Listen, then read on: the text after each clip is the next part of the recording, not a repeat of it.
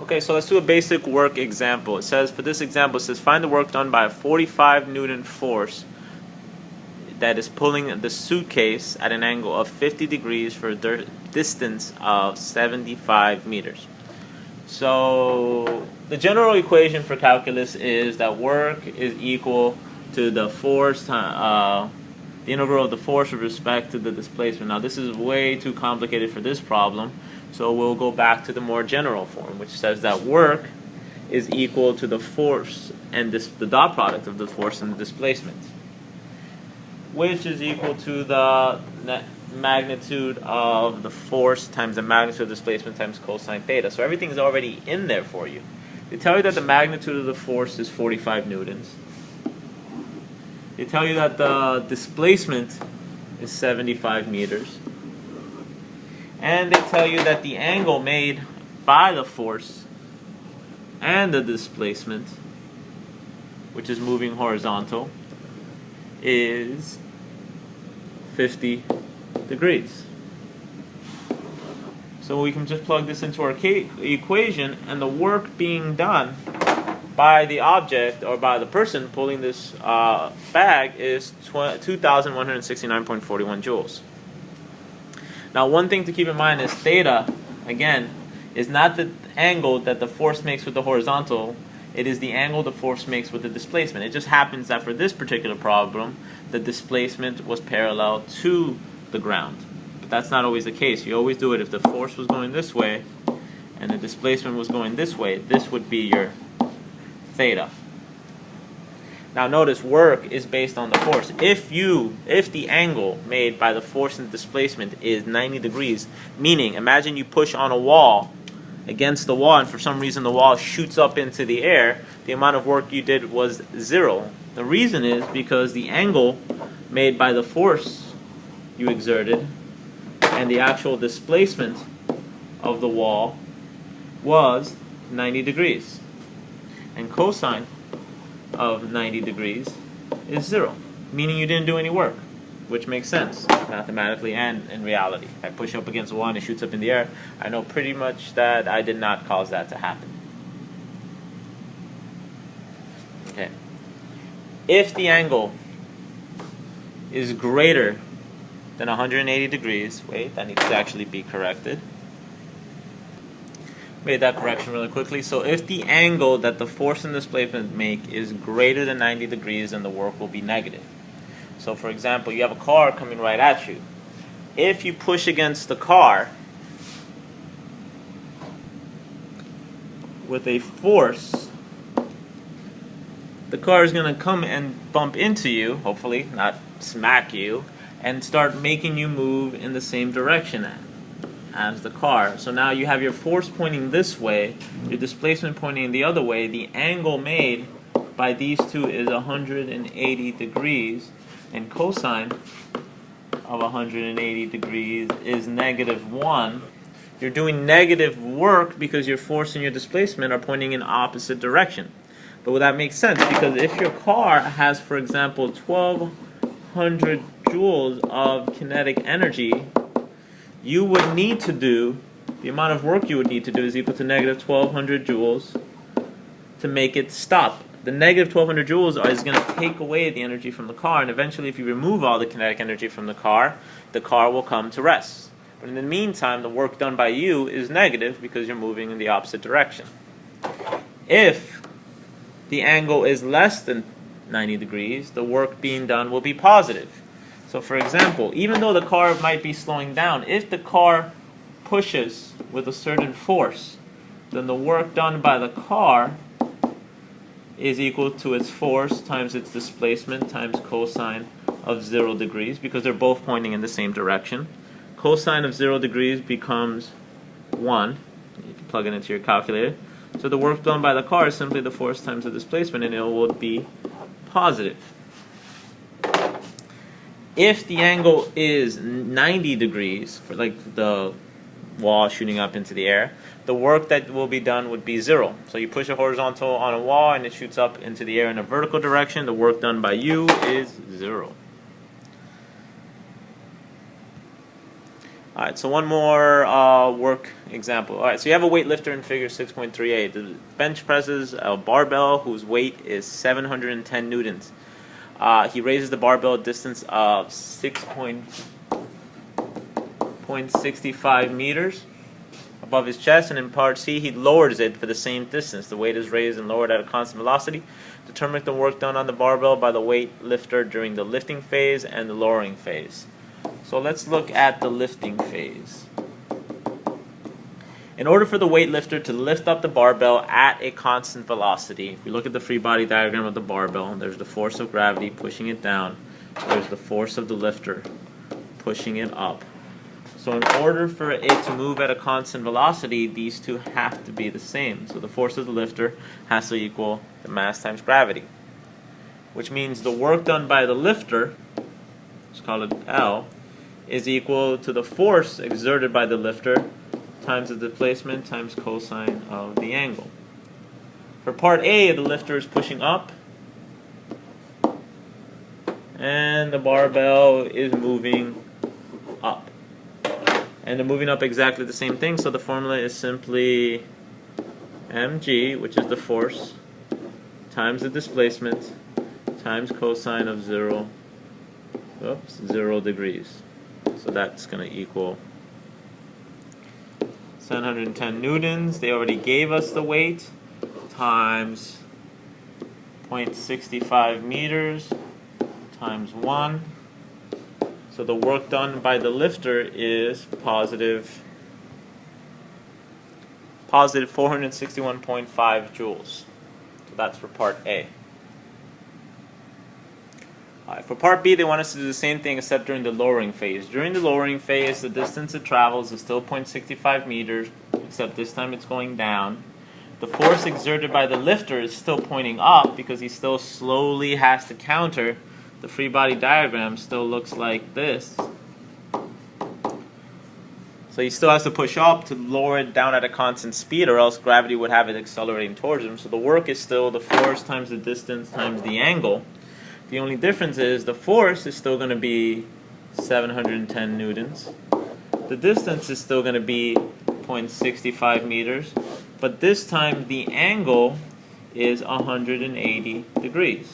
Because you have the distance pointing down, the force pointing up.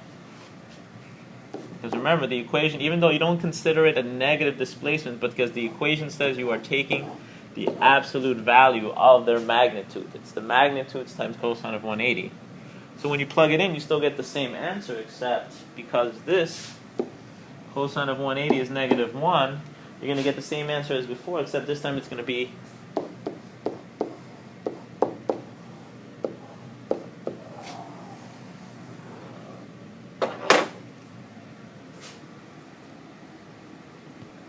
So let's do another work equation. So in this problem, we have a 120 kilogram crate, and the car is moving with an acceleration of 1.5 meters per second squared along the positive x-axis. The crate does not slip because of the friction that's keeping it going, and this lasts for 65 meters. So it wants to know what the total work done on the crate by all the forces acting on it. So basically what it's asking us to do is find the net work. Or we can write it this way or like that. Alright, net work, there's two options. One way we can find the net work is by taking the net force, multiplying times the displacement, and then doing it times cosine theta. So we can find the net work by finding the net force in the x, the net force in the y, using Pythagorean theorem, and then we can find the net force. If we look at a free body diagram of the crate, the forces acting on the crate are force of gravity, normal force, and friction. Now the question is, which way is friction pointing? As this car accelerates this way, the friction wants to keep the object from moving in the way it wants to move. The object wants to slide back way, so friction is pointing forward to keep it from sliding. So friction points forward. So the net forces in the y are going to cancel out because it's not accelerating upward or down. So the net force is pretty much equal to the static friction keeping it from sliding. On the other way, if we tried option 2, the net work is equal to what the net means. All the work added together. So the work done by the force of gravity, the work done by the normal force, and the work done by the friction, all added together give you your net work. The net work done by the force of gravity is 0 because the force of gravity is pointing down, yet your displacement is pointing horizontally, making it 90 degrees, so cosine of 90 is 0, so the work done by the force of gravity is 0. The work done by the normal force is also 0 because they also make 90 degrees. The only thing really doing work is the static friction, so we can say that the net work is equal to the work done by static friction. And the work done by static friction is the magnitude of the force of static friction times the displacement cosine theta, which is the same equation we get regardless. So, since the static friction is equal to the net force in the x, the static friction is equal to the mass times acceleration in the x. So they told us the mass, they told us the acceleration, we multiply it, and we find out that the net force in the x is 180 newtons. And since static friction is the only force acting on the x, that's what our static friction is. So now we can find our net work, or our work done by static friction. In this case they're the same by taking the force, multiply it times displacement, and the angle made. Since the net force of static friction is pointing forward, and the displacement is pointing forward, they make 0 degrees, which again becomes 1. So it just becomes 180 times 65 meters. So our answer is 1,117. Now this is a mistake. This is energy. Should be joules. Okay. There we go. It's a little fixed. So let's look at some concept questions. All right. First concept questions. Two forces, F1 and F2, are acting on the box shown in the drawing, causing the box to move across the floor. The two force vectors are drawn to scale. Which one of the following statements is correct? Now, when we calculate the work, because all these questions we deal with work, remember the work is equal to the force times the parallel displacement. So you want to look at their parallel components. So part A says F2 does more work than F1. The work done by F1 is equal to the force, which is about this long, times the displacement. The work done by F2 is equal to the parallel component times the very same displacement. Now, remember, we were looking at the parallel component, so if we look at F2, the work done by F2 is going to be much less than work done by F1 because of their components. So, does F2 does more work than F1? Definitely not true. F1 does more work than F2. Both forces do the same amount of work? False. So your answer is B. So the next question is, a box is being moved with a velocity v by a force P in the same direction as v. So you have a force P, and it's moving, it's pointing in the same direction as the velocity, which is the same direction as the displacement. Pick a better color. So the displacement and the force are pointing along the same way. So the question is, the normal force is Fn, the kinetic frictional force is Fk, and the weight is mg. Which one of the following statements is correct? So let's quickly draw a free body diagram of this object. Let's assume that P is moving this way. You have the force of gravity pointing down, the normal force pointing up, and it's moving towards the direction of the force, so the static, or kinetic, because it's sliding, is pointing this way. So P does positive work. Yes, it does. Normal force and kinetic motions do 0 work. Well, normal force does do 0 work, but kinetic friction is doing negative work because the object is moving this way. Movement. and the kinetic friction is pointing this way, so they're opposite directions, so it would be negative. So right off the bat, A is false. B, normal force is positive work. That's already wrong. The normal force is doing zero work because the normal force is pointing up, yet the object's moving straight. They make 90 degrees. The work done by the normal force is zero. So that's wrong. Friction does positive work. Nope, friction's doing negative work. So P does positive work. Yes. Normal force and mg, which is the weight, do zero work. That's also true. And friction does negative work. So our answer is D. Okay, a force. Number 3. A force does positive work on a particle that has a displacement point in the positive x direction. So the object is moving up in the positive x direction. And it says that this pointing in the x direction, the forces does positive work. So that means the force is also pointing in the positive y direction. Oh, we do this backwards. Okay. There we go, a little better. The force, the x component of the force is positive because it's moving in the same direction as the object is moving in the x direction. So the x component and the force component are pointing in the same direction.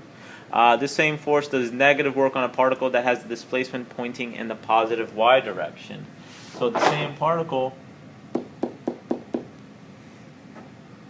is moving in the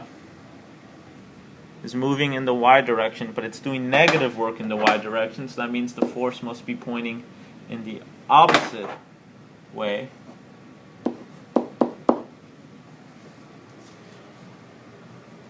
So it asks then in which quadrant of the x, y coordinate systems does the force lie? Well, if this is the x component and this is the y component, the force must be acting in the fourth quadrant. So the answer is D. Last one. A suitcase is hanging straight down from your hand as you ride an escalator. Your hand exerts a force on the suitcase, and this force does work. This work is positive when you ride up. A force. Okay, so you're in an elevator. Here's the bag. The force of gravity is pushing down at the bag. You, say force of U, is pushing up the bag. Now, the bag is just staying there in equilibrium, so you know that the force that you are exerting on the bag is equal to the mass times the gravity, because you're just being held there. Now, as this is going on, this work is positive when you ride up and negative when you ride down. When the elevator starts moving up, your force and the movement are in the same direction, so it's going to move. You're going to be doing positive work. When the elevator starts moving down, you're still going to be pushing up to hold on to your suitcase, but now this time you'll be doing negative work. So your hand exerts positive when you ride up, yes, and negative when you ride down. So your answer is A.